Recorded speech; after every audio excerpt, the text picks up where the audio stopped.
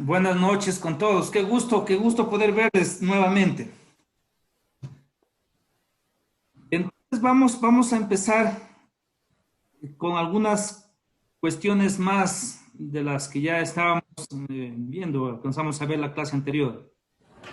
Entonces la filosofía es apasionante siempre y cuando le encontremos el gusto.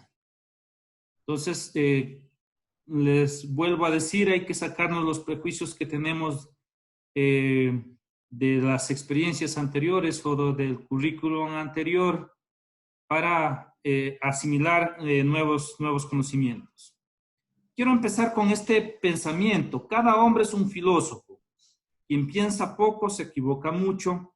El saber es la parte principal de la felicidad. Esto tiene una relación fundamental con la forma de ser, o al menos con el deber ser de todas las personas. Es decir, en cierta medida todos somos filósofos siempre y cuando nosotros intentemos tener un pensamiento lógico, secuencial y coherente. Entonces, aquí en torno a esto surge una gran discusión. ¿Realmente todos somos filósofos? En cierta medida sí, por cuanto estamos constantemente pensando, pero uno de los requisitos para hacer filosofía es entonces tener un pensamiento lógico, coherente y sustentado además. Entonces, claro, cuando vienen y dicen después de una farra, ¿qué estás haciendo? Estoy filosofando. No, pues eso no es filosofía porque aunque está pensando, no tiene un pensamiento lógico, coherente y no está argumentando, sustentando el pensamiento. Quien piensa poco se equivoca mucho. Por supuesto, en la medida que nosotros pensamos, estamos pensando constantemente y si tuviéramos además la práctica de escribir lo que pensamos, sería mucho mejor y nos equivocaríamos menos. Bien, entonces vamos a ver el contenido de esta clase. Ojalá alcancemos todo porque es muchísimo, hay que resumir siglos aquí. ¿Qué es la filosofía y para qué sirve? El origen de la filosofía, que ya lo habíamos visto. Veremos algunas cosas brevemente. Etapas principales de la filosofía, el método de la filosofía, la relación entre filosofía y teología, diferencia entre filosofía e ideología, definiciones y partes de la filosofía y los presocráticos que nos interesan. No creo que alcancemos, pero en todo caso le vamos a dar hasta donde alcancemos. Con todos ustedes me hacen acuerdo a dónde tenemos que parar ya. Bueno, ¿qué es la filosofía y para qué sirve? La filosofía es el modo de conocer la realidad. La realidad es el conjunto de cosas que existen. Es decir, la filosofía entonces se ocupa de todo cuanto existe.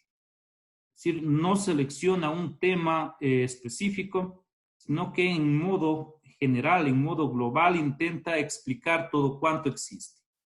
La realidad se conoce por medio de la razón, que busca comprender el sentido de la vida. Exactamente. Entonces, ¿para qué la filosofía busca entender todo o responder a todo o se pregunta por todo?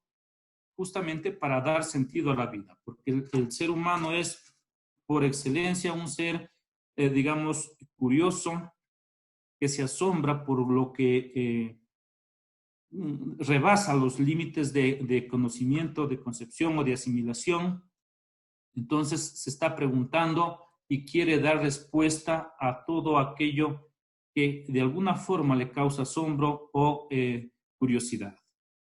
Entonces, lo que busca es dar sentido a la vida. La filosofía busca dar sentido a la vida. ¿Para qué? Para vivir mejor. Entonces, no hay, digamos, otra razón más fundamental que esta. Es decir, la filosofía tiene como finalidad entender o hacernos entender la realidad de todo cuanto existe para dar sentido a nuestra existencia y tener, digamos, una existencia razonablemente feliz. ¿De acuerdo? El origen, como ya lo habíamos visto, se origina pues en Asia Menor, allá en Mileto, con Tales de Mileto, justamente en el siglo VI antes de Cristo. Los factores que contribuyen a que esto sea posible, pues bueno, está el sector geográfico, el socioeconómico, el económico y cultural incluso, y sobre todo está, digamos, el tema este del fenómeno natural que ya habíamos hecho alusión en la clase anterior. ¿Por qué? Por admiración, es decir, claro, Tales de Mileto estaba admirado por este fenómeno que ocurre, de modo que tiene que buscarle una explicación racional, es decir, busca explicar por qué ocurren y por qué no está, digamos, o sea, se cuestiona, mejor dicho, o duda que un Dios pueda estar causando ese fenómeno e intenta entonces buscarle una explicación racional. Entonces, de esa forma, se admira por aquel fenómeno, más obviamente de hermoso, que seguramente también le causó algún tipo de miedo y por eso es que se admira, intenta entonces, eh, digamos, buscarle una razón de ser. Pues claro, aquí entonces se da cuenta, justamente como lo dirá Sócrates después, que absolutamente, aunque ya era mayor, había vivido muchos años, no sabía nada. No sabía nada con respecto justamente a quién era, y ahí surgen las preguntas filosóficas fundamentales. ¿Quién soy? ¿De dónde vengo y a dónde voy? ¿Cierto? Y Tales se da cuenta justamente de este hecho, que pero prácticamente no sabe nada de su existencia y de todo cuanto le rodea incluso. Entonces, las etapas principales de la filosofía pues, son la filosofía clásica, que va desde el origen, desde el siglo VI hasta el siglo II después de Cristo. Ese es todo el periodo de la filosofía clásica. Ahí entran entonces los presocráticos, que son filósofos que se encargan justamente de entender el funcionamiento de la naturaleza, es decir, por qué llueve, por qué el origen, de dónde, cómo es que se formó la naturaleza y todo cuanto existe. Luego vienen Sócrates y los sofistas, que son contemporáneos en el siglo II. Aristóteles también va a estar por esta época contemporáneo de Sócrates, pero se lo va a ubicar después de Sócrates. ¿De acuerdo? Entonces, aquí hay que entender justamente que ya los socráticos y postsocráticos ya cambian el campo de estudio de la filosofía, ya no se interesan en los fenómenos naturales como los presocráticos, sino que ellos ya se van a centrar justamente en el entender cómo es que funciona, digamos, el pensamiento, la racionalidad, cómo está compuesto el hombre, tiene cuerpo, alma, espíritu, dirán algunos como Sócrates, Platón, incluso Aristóteles, Plotino, luego, pero ese es un cambio radical entonces del centro, es decir, de los filósofos naturalistas que son los presocráticos. Estos otros ya van a centrar su estudio y su conocimiento en el hombre. Luego viene pues justamente Platón, que es, digamos, uno de los filósofos que más escribe en esta época. Viene la filosofía medieval, que es prácticamente la historia de la iglesia, y trata sobre todo de sintetizar de alguna forma todo el conocimiento y explicarlo a partir de Dios, ya un Dios único, un Dios judeo-cristiano, que digamos sería el origen de todo cuanto existe. Luego viene la filosofía moderna, que es prácticamente racionalista, que empieza con Descartes y que se extiende hasta Hegel.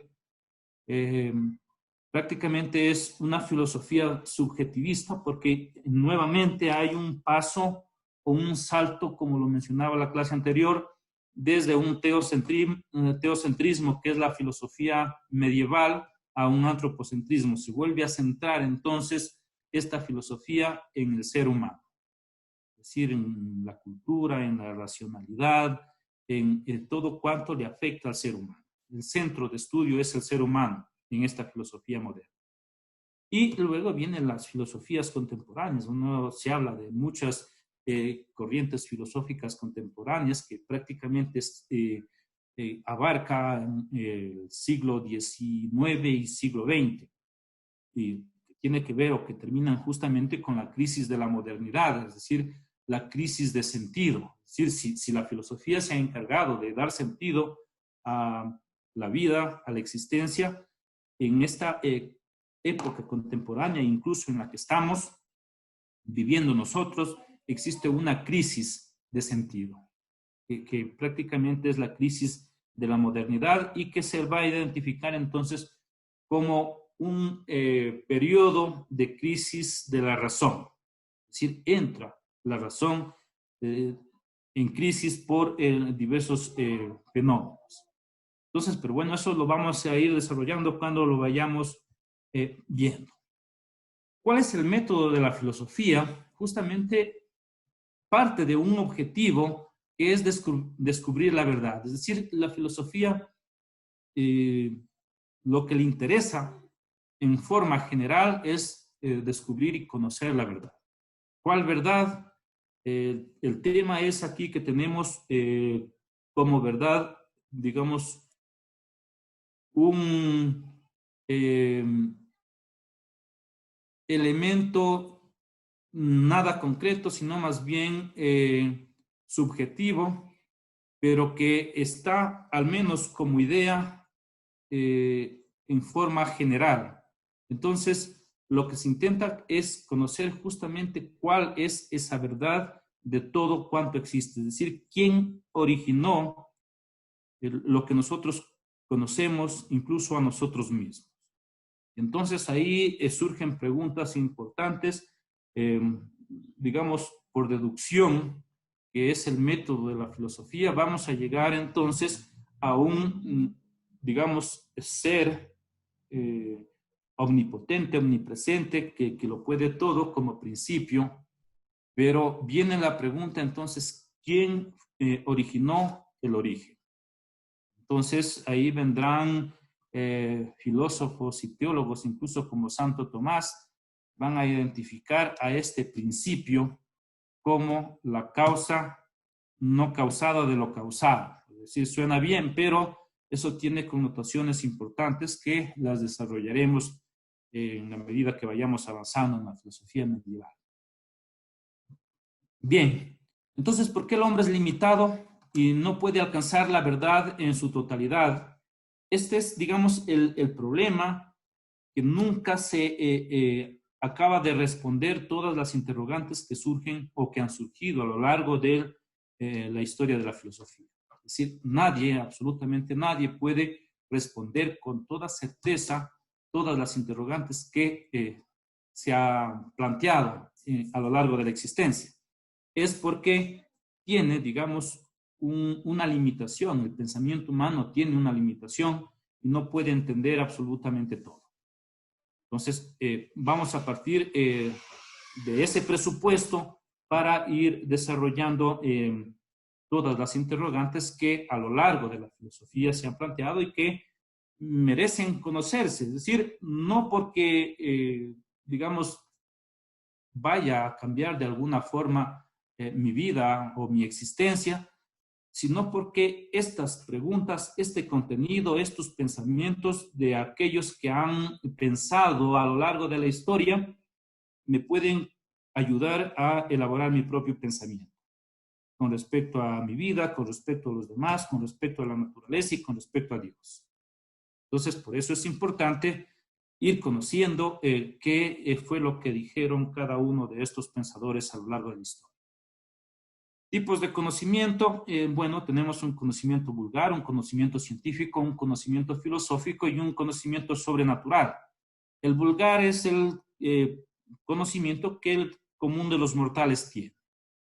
Es decir, básico, limitado, no tan profundo, sino, digamos, es el pensamiento normal del común de los mortales. El conocimiento científico ya sigue un método riguroso de comprobación, verificación, para llegar a la verdad. Por supuesto, todo esto está orientado a llegar a la verdad. El conocimiento filosófico, en cambio, parte de premisas absolutamente generales y va sacando deducciones. El problema es que en filosofía nada está dicho, nada está terminado, sino que cada vez se puede mejorar, se puede perfeccionar lo dicho por pensadores que nos han antecedido. Es lo contrario del pensamiento filosófico, digamos científico, donde ahí sí, digamos, las conclusiones son terminales, no existe posibilidad de refutación. Por ejemplo, cuando yo digo que el agua está formada por dos partículas de hidrógeno y una de oxígeno, eso ya no se puede refutar, eso está absolutamente probado y ahí termina todo. En cambio, en filosofía siempre existe la posibilidad de perfección. Y el conocimiento sobrenatural, que tiene que ver con lo que no está, digamos, en la naturaleza, no está en este mundo, sino que trasciende nuestra posibilidad de conocimiento y nuestra posibilidad incluso de imaginación. Es decir, tenemos que aceptar que existe algo que trasciende nuestros sentidos, que trasciende nuestra capacidad intelectiva, que trasciende nuestra capacidad de entendimiento incluso. Entonces, eso es lo que en filosofía se llama metafísica. Luego tenemos la relación entre teodicea y teología. La teología, ustedes saben, es la ciencia que se encarga del estudio de Dios y la relación con el ser humano, o viceversa, la relación del ser humano con Dios. La teodicea, en cambio, es una rama de la filosofía que estudia a Dios por medio de la razón. Entonces, la diferencia fundamental está que la teología llega, digamos, a la verdad de Dios, pero a partir de la revelación, mientras que la teodicea parte justamente de la razón y llega a un conocimiento de Dios. Entonces, esa es, digamos, la gran diferencia entre estas dos ramas de la filosofía. Diferencia entre filosofía e ideología, pues es prácticamente sencilla la diferencia. La filosofía parte de una experiencia de la realidad, es decir, la filosofía nunca se deslinda de la realidad. En cambio, la ideología parte de una idea y quiere hacer que esa idea funcione en la realidad. Entonces, es todo lo contrario. La ideología es una idea que intenta justificar las acciones en torno a esa idea. Y ahí viene el peligro justamente de la radicalidad de las ideologías que no miden los presupuestos humanos e históricos, sino que incluso rebasan todo principio, toda moral. Por eso las ideologías siempre son peligrosas. En cambio, la filosofía parte de una experiencia, de la experiencia de la realidad, y trata entonces de sacar conclusiones concretas de esa experiencia. Definición y partes de la filosofía. Bueno, ahí tienen la filosofía en algún momento de la historia hasta la Edad Media fue concebida como una ciencia.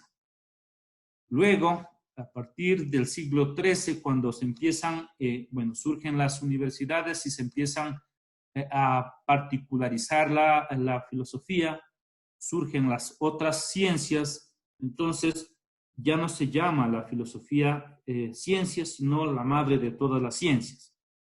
Esto es discutible, lo veremos cuando vayamos justamente a ver en la filosofía medieval.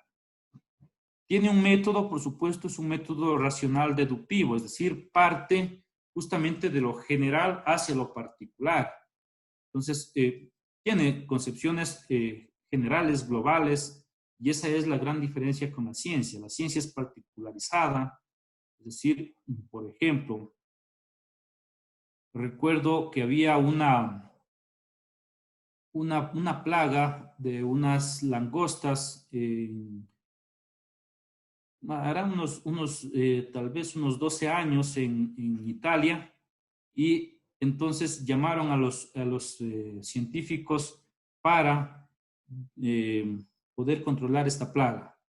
Entonces, ¿cuál era, digamos, el testimonio de estos científicos cuando les dicen, pero bueno, ¿qué vamos a hacer? ¿Cómo podemos eliminar esta plaga?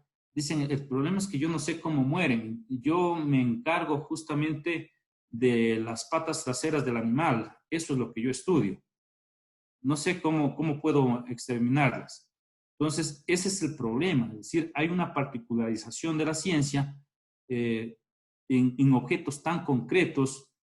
Por ejemplo, en medicina hay un especialista para el corazón, otro especialista para el hígado, otro especialista para eh, los ojos, otro especialista para los oídos, pero está tan particularizada la ciencia que un solo especialista no me sirve, sino tengo que llamar un montón de especialistas.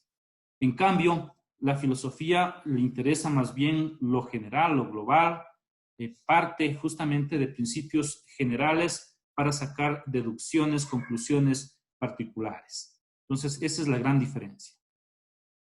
Y tenemos ahí algunos métodos, pero esto ya con miras a quienes vayan digamos, a desarrollar, a profundizar un poco más los métodos de la ciencia, que son método deductivo, experimental, interpretativo, racional, deductivo, histórico, etc. Si en algún tiempo nos queda tiempito, podremos profundizar en eso. Antes de pasar a los presocráticos, no sé si queda claro hasta aquí, o hay algunas preguntas para ir respondiendo de una vez para que no se les olviden y no se me olviden a mí también.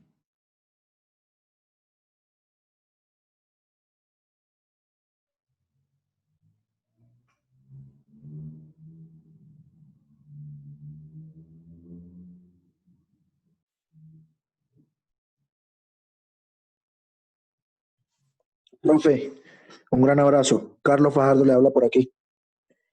Dígame, Carlos. Entonces llegamos a la conclusión de que en todos los aspectos filosóficos siempre vamos a hablar de todo en general y no por ramas, ¿cierto? Para Sí, estar claro hasta aquí. sí, la filosofía es justamente aspectos generales. Obviamente, por ejemplo, tendrá, digamos, y ahí vienen las ramas de la filosofía, es decir, hay ciertas ramas de la filosofía, por ejemplo, no es lo mismo estudiar la naturaleza que estudiar al ser humano. Claro, Ahí hay una particularización, pero sigue siendo absolutamente general, es decir, engloba, por ejemplo, si nos dedicamos al estudio del ser humano, todo el ser humano, y no el corazón, no el estómago, sino todo el ser humano. Y lo mismo con la naturaleza, no nos interesa, por ejemplo, ver la composición del suelo, ver el agua que contiene la tierra o cómo se desarrollan las plantas, sino más bien se pregunta por el conjunto de todo esto. ¿Cómo es que surgió, por ejemplo, la naturaleza? ¿De acuerdo? listo. Muchas gracias, profe. Bien, entonces ahora sí vamos a los presocráticos, es decir, estos filósofos son llamados así porque existieron antes que Sócrates. Y tenemos, aquí está el primerito, Tales de Mileto, luego viene Anaximandro, luego viene Anaxímenes, luego viene Heráclito, Pitágoras, Parménides, Empédocles, Anaxágoras, Demócrito. Vienen los sofistas que toda una escuela, son cuatro los principales de los sofistas, pero que son contemporáneos con Sócrates y van a estar en discusión con Sócrates o en controversias. Incluso existen todos los diálogos platónicos están relacionados con uno de estos sofistas. Entonces entran en discusiones profundas sobre determinados temas,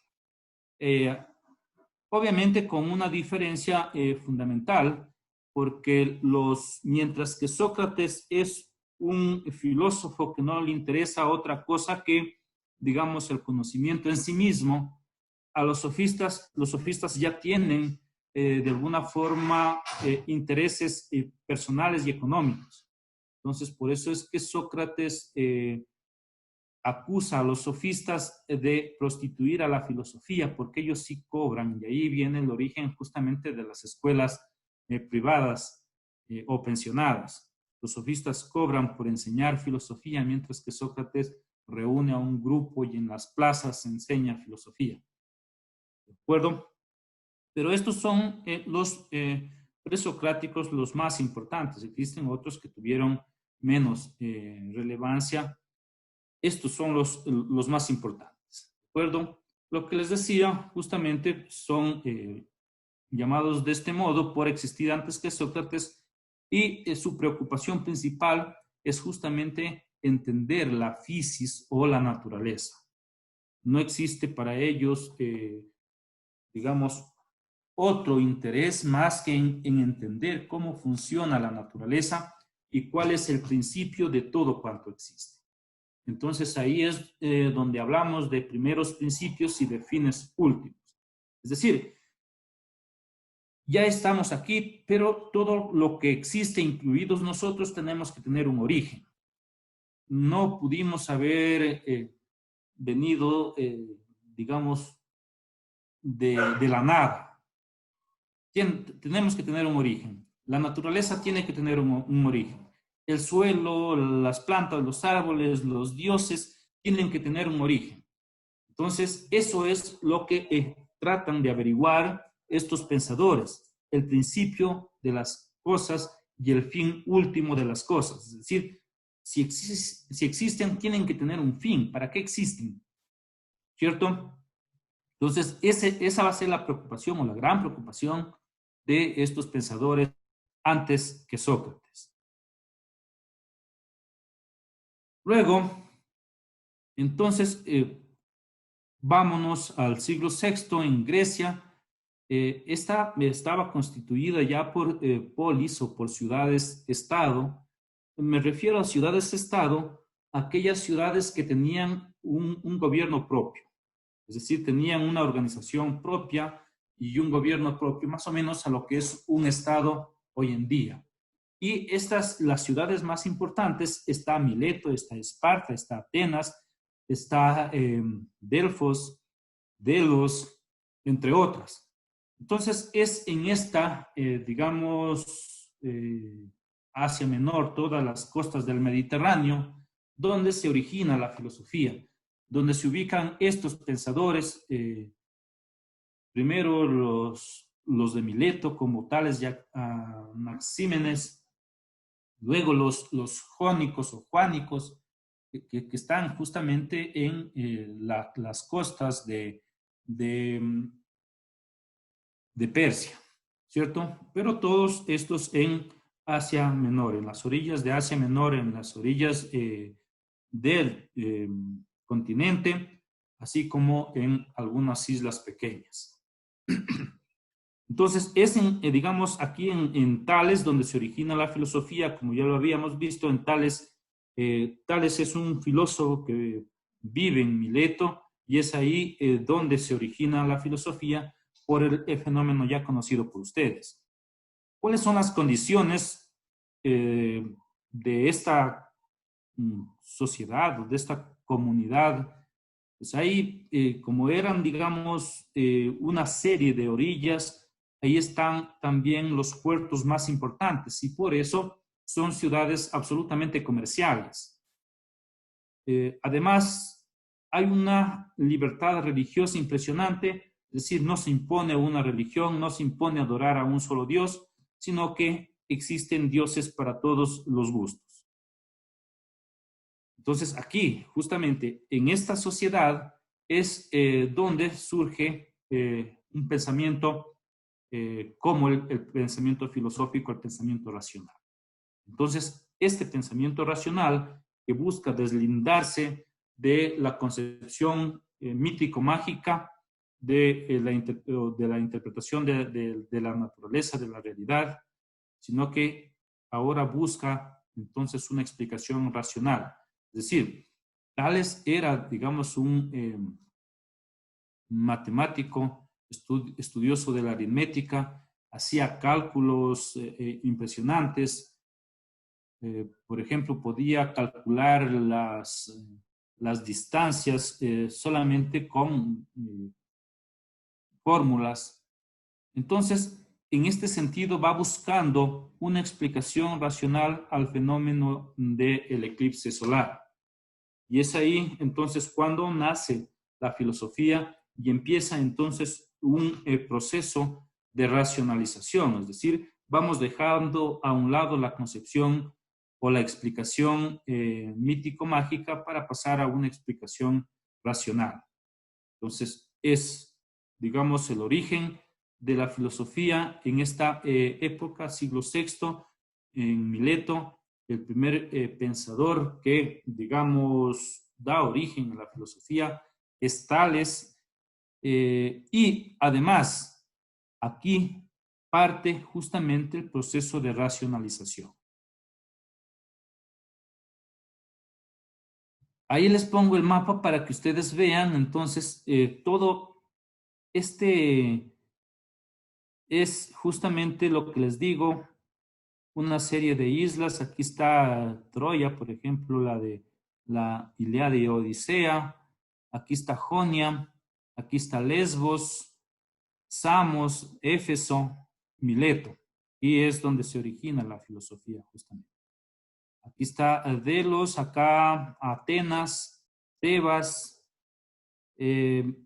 Todas estas son ciudades-estado griegas. Entonces, las más importantes va a ser Mileto, justamente aquí, Éfeso también, Jonia también, pero sobre todo, la más importante de todas estas va a ser Atenas. ¿De acuerdo? Entonces, la filosofía se da justamente con el paso del mito al logos, es decir, el mito era la explicación de lo inexplicable, es decir, buscar la forma de explicar mediante representaciones, cuentos o leyendas, explicar algo que no se puede explicar, es decir, que es inconcebible para la mente humana.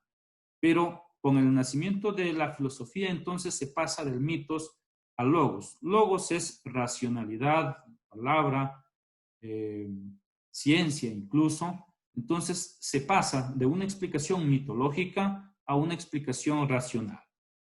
Y ahí se marca justamente el origen de la filosofía. Tratan entonces de encontrar explicación de todo cuanto nos rodea, de todos los fenómenos naturales, por ejemplo, de los sentimientos humanos, incluso del dolor humano, pero a través de la razón. Es decir, ya no vamos a atribuirle a los dioses, si me duele el corazón, no es porque un dios está enojado conmigo, entonces tengo que hacerle sacrificios, sino que debe tener una explicación racional. Si es que me duele el corazón es porque no me está funcionando bien. Es decir, todavía no estaba tan avanzada la medicina en ese entonces, pero trataban de buscarle una explicación racional a todo. Luego, entonces, los filósofos presocráticos se plantean fundamentalmente dos cuestiones. ¿Cuál es el origen de la materia o los principios de la naturaleza? Esa va a ser la pregunta que va a rondar toda la filosofía presocrática. Y la segunda es, ¿cuál es la auténtica realidad? Es decir, ¿no será que existe por ahí un demonio, un genio maligno que intenta engañarnos? ¿Será que todo cuanto existe o que yo veo que existe, realmente existe? ¿O será una cuestión de mi imaginación? Entonces son esas dos preguntas que tratan de responder y de resolver los presocráticos. Entonces todos estos van a formar escuelas para estudiar justamente todas estas cuestiones. Incluso entender la naturaleza, el origen de la naturaleza, el origen de la tierra, el origen del agua, el origen del sol, el origen de la luna, el origen de todo. ¿Sí? Forman escuelas para estudiar esto, encontrarle sentido, es decir, un sentido pero racional, ya no el sentido que nos lo daban los dioses. Entonces, tenemos la escuela jónica o de Mileto, y ahí va a estar Tales. Estos son monistas, es decir, que tienen un solo principio para explicar todo cuanto existe. Tales de Mileto, Anaximandro y Anaxímenes son los pertenecientes a esta escuela. Se los puede llamar o se los llama también filósofos físicos, porque su interés no está, digamos, en explicar de alguna forma lo que está más allá de la naturaleza, sino explicar lo que está dando consistencia a la naturaleza. Es decir, buscan encontrar la materia de lo que existe. Es decir, un principio. Ese principio en griego se llama arge, es decir, es el principio, es decir, que lo que originó lo que existe. Es decir, existe la naturaleza, pero ¿de qué está compuesta la naturaleza? Y en el supuesto que encontremos de qué está hecha, ¿quién hizo aquello que está formando la naturaleza? Entonces, estas explicaciones, obviamente, no es que lleguen a un consenso durante siglos. Todos los presocráticos no van a tener un solo criterio, sino que van a haber criterios divididos sobre el origen de la naturaleza. Pero entonces se van buscando principios. Es decir, un principio, es decir, ¿quién originó, por ejemplo, todo cuanto existe? Tiene que ser un solo principio. Y estos, digamos, este principio tiene algunos nombres. Entonces, para Tales de Mileto, este principio es el agua. Es decir, el agua tuvo que originar todo. Pero ¿cómo es que el agua pudo originar todo? Porque, digamos, hace unos teoremas, como ya les había dicho, era matemático, aritmético. Entonces, hace unos experimentos y llega a la conclusión que en principio tiene que ser el agua el origen de todo cuanto existe. El agua originó el sol y entonces el sol hace que el agua sufra transformaciones y vaya dando origen a todo lo que existe. Digamos, es el primer esbozo de una explicación racional de todo cuanto existe. Entonces, es, digamos, el agua para Tales. Viene Anaximandro y dice, no, tiene que ser un apeiron. ¿Y qué es un apeiron? Algo eterno. Es decir, para que haya dado origen a todo cuanto existe, no puede ser inerte, no puede ser estático, no puede estar, digamos, no puede tener fin, sino que tiene que ser eterno. De lo contrario, no podría haber dado origen a todo cuanto existe. Entonces, ahí, digamos, trata de explicar justamente todas las cosas a través de un principio que él le denomina el apeiron, es decir, el origen. Pero este origen, digamos, tiene que ser, tener algunos atributos, entre ellos la eternidad. Entonces se atribuye, digamos, una serie de investigaciones sobre la Tierra, pero todavía no llega a la conclusión de qué redonda eso va a ser después en el siglo XVI. Bien. Luego viene Anaxímenes y dice Anaxímenes entonces, el principio de todo cuanto existe no puede ser ni el agua, no puede ser el apeiron, sino que tiene que ser una sustancia determinada, por supuesto, y quizá infinita, como el apeiron. Pero el elemento que dio origen a todo tiene que ser el aire. ¿Por qué el aire? Porque, digamos, no se puede ver, pero se puede sentir. Y entonces al poderlo sentir, tiene poderes especiales que pudo haber creado el resto de todo lo que existe. Entonces, como nos damos cuenta, vamos ya por una explicación que ha cambiado ya a tres principios. Teníamos el agua, el aperon como algo eterno, invisible. Y ahora, Anaximandro dice, es el aire el origen de todo cuanto existe. Luego, esto, digamos, para explicarlo de una forma más sencilla, tiene que dar consistencia a estos elementos, que luego, como lo veremos con el que sigue, cambia también ya a otro elemento. Pero la importancia de estos pensadores, como lo pueden ver ustedes ahí, digamos, tiene una importancia sustancial en cuanto buscan una explicación, ya no apegada a los principios ancestrales, de mitos, de seres, digamos, sobrenaturales, sino que están buscando una explicación racional. Y en esa explicación racional, por supuesto que se equivocaron, pero ya es un intento por dar explicación a todo cuanto existe. Luego viene la escuela de Pitágoras. Pitágoras ya es, digamos, uno de los pensadores con más sentido, con más preparación incluso, y con un pensamiento más fino, dada también su preparación matemática y aritmética. Entonces Pitágoras se ha pasado la vida también intentando explicar todo cuanto existe, pero para Pitágoras va a decir, el principio de todo cuanto existe es el uno.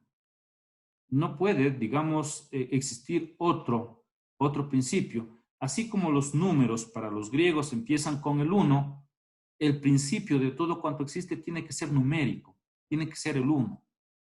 Porque no puede ser 2, no puede ser 3, sino que tiene que ser una unidad. Este principio que originó todo cuanto existe, el sol, la luna, la tierra, el agua, tiene que ser el 1, como principio numérico, no como el número, sino como principio numérico. Y además, entonces empieza, digamos, a desarrollar una serie de pensamientos, de explicaciones, luego intenta entender ya al ser humano y hace un estudio sobre el alma. Está convencido de que para entender el universo, la naturaleza tiene que entender primero al ser humano. Y entonces se da cuenta que el ser humano está compuesto por alma y cuerpo. Y es aquí donde se va a originar justamente la teoría platónica sobre el alma, sobre la composición dual del cuerpo y alma. Es interesante porque introduce justamente esta dualidad. Para Pitágoras existe justamente cuerpo y mente, y en la mente radica el alma. Es decir, no se puede encontrar otro lugar donde esté el alma, sino en la mente. Entonces, ya son, digamos, estudios más profundos, pero que todavía dan lugar a muchas interrogantes, sobre todo hoy cuando hemos avanzado bastante en este sentido. Luego, este Pitágoras, claro, también además de ser matemático, aritmético, es músico y va a decir entonces que el origen de todo cuanto existe después de haber estudiado al ser humano y de haber encontrado que el ser humano está compuesto por cuerpo y alma o mente, entonces el universo también tiene que tener esta misma formación. Es decir, tiene que tener un elemento natural y un elemento no material, sino más bien metafísico, es decir, que está más allá de lo físico. Entonces empieza la explicación justamente con los ritmos musicales. Empieza esa explicación, que así como existe una armonía en la música, así también existe una armonía en el universo, y que esta armonía justamente viene dada por este principio universal que es el uno. Es decir, no puede, si fueran dos, si fueran tres, si fueran cuatro, no podrían tener esa armonía que tiene el universo, sino esta es posible únicamente gracias a que el principio, el origen de todo cuanto existe es uno. Luego tenemos la escuela Eliata o Eliática, y ahí vamos a tener dos pensadores fundamentales. Esta escuela es de carácter exclusivamente filosófico, ya va dejando de lado las concepciones naturalistas de la explicación del universo y se va a dedicar ya más a lo filosófico, sobre todo a entender cómo funciona la naturaleza. Ya no tanto a los orígenes, sino más bien a cómo funciona. Es decir, para ellos ya está bastante claro que el origen tiene que ser algo que está más allá incluso de la propia naturaleza, con atributos como la eternidad, que tiene que ser eterno, que tiene que ser omnipotente, omnisapiente, etc. Pero ya no les interesa tanto esta explicación de principio o de fin último, sino más bien el funcionamiento de la naturaleza. Entonces, Heráclito observa que todo está en perpetuo movimiento, es decir, todo se mueve. Se mueven las plantas, se mueve incluso la tierra, se mueve el agua, el fuego también se mueve. Entonces, el principio de todo cuanto existe para Heráclito no es ninguno de los anteriores, sino que tiene que ser el devenir, es decir, lo que está totalmente cambiando. Está cambiando constantemente todo en la naturaleza, y por ende el principio tiene que ser igual, el devenir, el que cambia constantemente. Entonces es un principio justamente característico de lo que ha observado en la realidad, en la naturaleza. No obstante, el símbolo de este devenir tiene que ser el fuego. No existe, digamos, otro elemento capaz de causar tanto devenir como el fuego. El fuego transforma, por ejemplo, la madera en cenizas, transforma la tierra en piedra. Entonces, todo prácticamente lo transforma. Y si lo transforma, entonces este tiene que ser el principio de todo cuanto existe. Luego viene Parménides, y claro, son contemporáneos con Heráclito y van a entrar digamos, en una polémica, es decir, no van a llegar a un consenso, a un acuerdo sobre su explicación de la naturaleza. No admite, por ejemplo, el cambio y el movimiento. Mientras Heráclito, por ejemplo, decía, uno no puede bañarse dos veces en el mismo río, porque el agua con la que me bañé ya no es la misma, porque ya pasó, ya se fue. Parménides va a decir, no, lo que pasa es que hay un ser único, inmutable y eterno. Y este es el origen de todo cuanto existe. Hay un ser único, inmutable. No lo podemos ver, no lo podemos sentir, pero tiene que ser único, tiene que ser inmutable, tiene que ser eterno. Y de aquí va a sacar justamente Platón la idea del demiurgo, incluso del Dios Platón.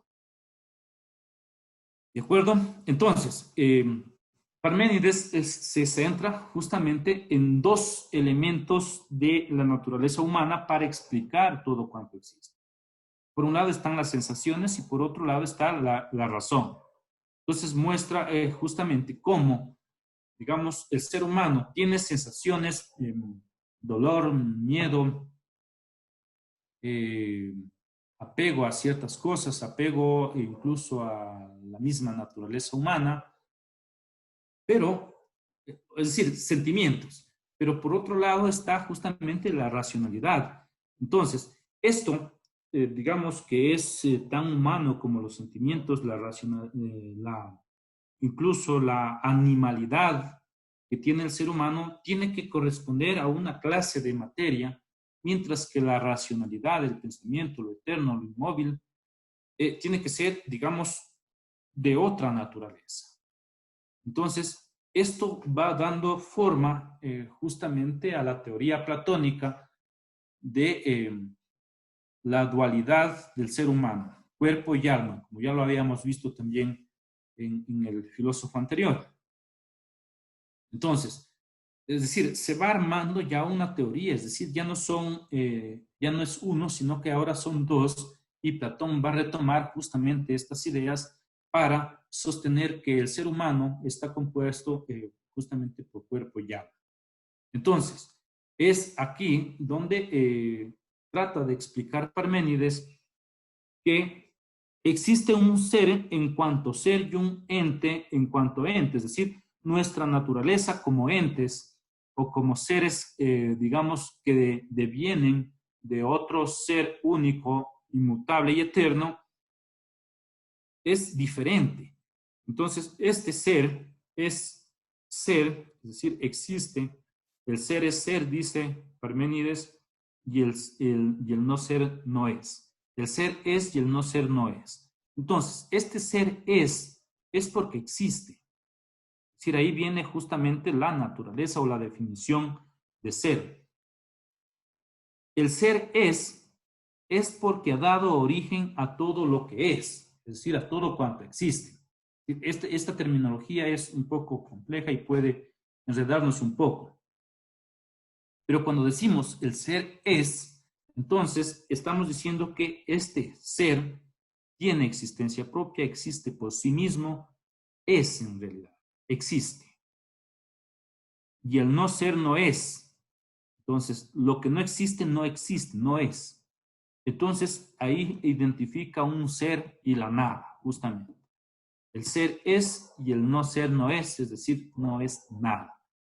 Pero ahí viene justamente las réplicas a este tipo de pensamiento, porque incluso en la filosofía del lenguaje, entonces existe una contradicción. Porque cuando yo digo el ser es, obviamente le estoy dando existencia. Pero cuando digo, porque estoy conjugando justamente el verbo ser, el ser es. Pero cuando digo el ser no es, entonces existe una contradicción del lenguaje, porque el ser, el no ser, no puede ser. Entonces, esto es lo complejo, digamos, pero es un juego de palabras nada más. Es decir, lo que se está contraponiendo a lo que es, a lo que existe, es lo que no existe. Y eso que no existe, cuando yo digo que no existe, incluso para definir lo que no existe, yo ya le estoy dando existencia. Entonces, prácticamente todo sería ser y no tendría lugar un no ser. Sin embargo, digamos, Parménides no puede explicar absolutamente su mismo planteamiento del problema. Bien, entonces, ¿cómo es la realidad? ¿Cómo la captan los sentidos? Se pregunta Parménides justamente.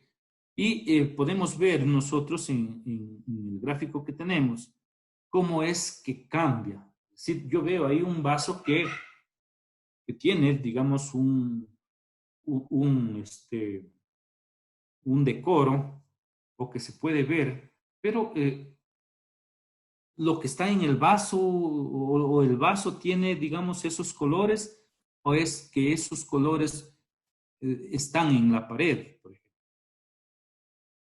Entonces, se explica que existe una contradicción.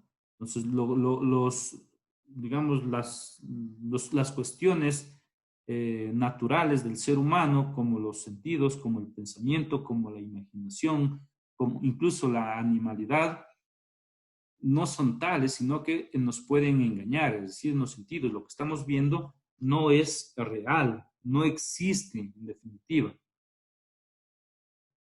Porque lo que yo estoy viendo, por ejemplo, es, digamos, una imagen que mi mente la concibe de una forma, pero que para otra mente podría concebirse de otra forma. Es decir, ahí hay un engaño. Lo mismo sucedería cuando yo meto un lápiz en un vaso de agua, por ejemplo. Mis sentidos me dicen que existe una curvatura donde empieza el agua, donde, por ejemplo, la mitad del lápiz está afuera y la mitad del lápiz dentro del agua. Y se produce una curvatura a simple vista, pero en la realidad no sucede eso. Entonces los sentidos definitivamente nos engañan.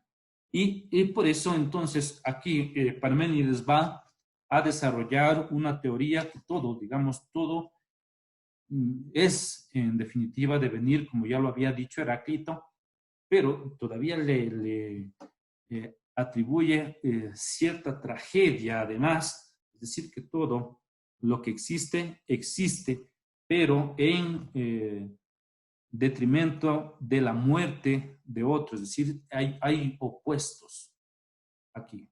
Mientras uno vive, pero digamos, para que uno viva tiene que morir otro. Por ejemplo, cuando nosotros nos alimentamos de carne, para que nosotros nos alimentemos ha tenido que morir otro. Ha tenido que morir la vaca, ha tenido que morir el pollo, etc. Entonces, ese es el problema, es decir, una contradicción. Es decir, es trágico, por supuesto, el principio, pero este principio de Parménides que explica justamente todo se basa en contradicciones. Es decir, no puede existir nada sin que muera otro. Es decir, la muerte entonces está atravesando absolutamente el ser. Y con, digamos, la posibilidad de que deje en algún momento de ser. Por ejemplo, cuando yo enciendo una vela, está siendo, es una vela, pero al mismo tiempo está dejando de ser, porque se va quemando. Y lo mismo sucede con todo, es decir, este es un principio universal. Por ejemplo, cuando nosotros empezamos o nacimos, en ese mismo momento empezamos a morir. Cada día que pasa es un día menos a nuestra existencia. Entonces, este es el devenir justamente que aunque no estaban totalmente de acuerdo en todos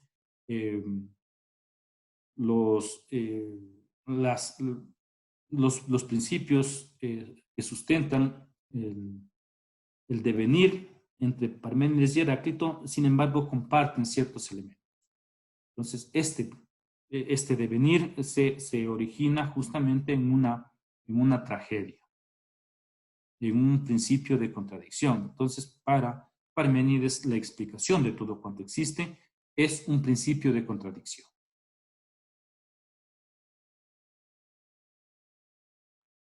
Y viene justamente la corriente materialista y mecanicista. Es decir, aquí, esta corriente materialista y mecanicista, la única realidad existente son los cuerpos en movimiento. Es decir, volvemos a retomar entonces lo que había dicho Anaximandro, es decir, todo lo que existe está en absoluto movimiento y por eso, entonces, todo cuanto existe tiene que ser originado por el movimiento. Y viene Empédocles, Anaxágoras, que son los filósofos atomistas, es decir, que atribuyen la explicación de todo cuanto existe al átomo. Que luego esto va a ser confirmado ya con Mendel en el siglo XVI, pero Es decir, aquí empieza justamente esta teoría del átomo. Estos son atomistas. Es decir, la explicación de todo cuanto existe o el origen de todo cuanto existe es el átomo. Luego viene, digamos, sobre todo en Empédocles, que trata de conciliar todo lo dicho hasta ahora. Y lo dicho hasta ahora es justamente los principios. Bueno, ya se nos acabó el tiempo, me dicen. Bueno, entonces explico esto y vemos si hay preguntas y ya nos vamos. Es decir, Empédocles trata de sostener que, o mejor dicho, de simplificar que el origen de todo cuanto existe son en conjunto estos 4 elementos, es decir, el fuego, el agua, el aire y la tierra. Estos son los principios fundamentales de todo cuanto existe del universo, incluso de lo que está más allá del universo, porque existe la concepción ya clara, bastante clara, de que existe, es decir, que hay algo que está más allá de lo físico, existe la metafísica. Entonces, para Empédocles, el principio es el fuego, el agua, el aire y la tierra. Estos 4 elementos se mezclan y al mezclarse, entonces, han dado origen a los seres humanos, a las plantas, a los animales, a los cerros, a la luna, al sol, etc. Se han mezclado y dependiendo de la proporcionalidad de la mezcla, han dado origen a todo cuanto existe. Entonces, esto es, digamos, una especie de simplificación, de conclusión de todo el recorrido de la filosofía presocrática. Bueno, nos vamos a quedar ahí, aunque ya nos faltaban 3, pero bueno, seguimos la clase anterior. No sé, digamos, posterior. No sé si hay preguntas hasta ahora.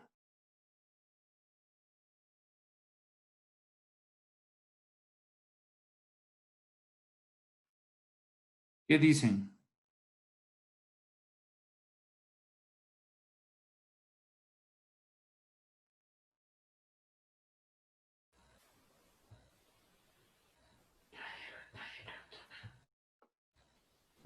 Entendieron todo perfecto, entonces.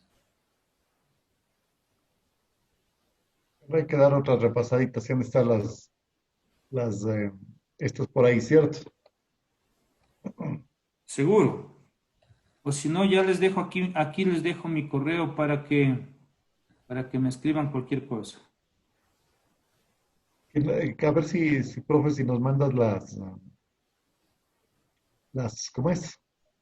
Las diapositivas, porque están muy bien resumidas, obviamente, para dar un nuevo repasito y ir entendiendo un poquito más de ese pensamiento filosófico, porque eso es lo básico, entender ese pensamiento para poder entender lo que viene y lo que sigue. Muy bien. Entonces, nos quedamos en Empédocles. Luego nos falta Anaxágoras, Demócrito, y ya, pues con eso terminamos con los presocráticos. Pero la próxima clase retomamos y le damos ahí más tiempo para preguntas y todo, ¿ya? Muchísimas gracias, profesor, espectacular. Perfecto. Muchas gracias a todos. Bueno, estimados estudiantes, muy buenas noches a todos. Muchas gracias, profe Francisco. Gracias, profe. Descansarán, ojalá puedan descansar. Pancho Francisco. Igualmente. Tanto pensando en los filósofos, sobre todo en los nombres, Empedocles, todo eso muy complicado. Buenas noches, queridos compañeros. Espero todos estén muy bien. Dios les bendiga a todos, Dios les bendiga. Igualmente, Amén. descansen. Igualmente. Hasta luego. Hasta luego. Espero que tengan un día productivo. Abrazos. Amén.